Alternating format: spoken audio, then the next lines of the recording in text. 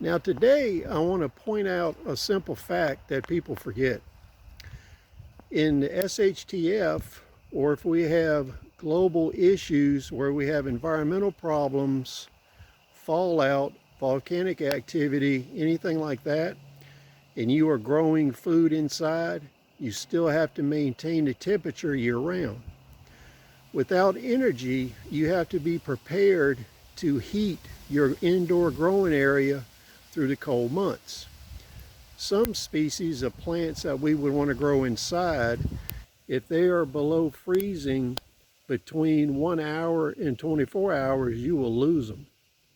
So in terms of losing electricity to your home, if you can't heat it with wood or some other method, what happens is you could lose a whole crop and your plants would die, so you have no way to repopulate your growing activities. So keep in mind, when you're growing stuff inside, you have to have a way to maintain temperature both in the winter and in the summer. So you'll also need to think of ways to cool the place that you're growing your food inside.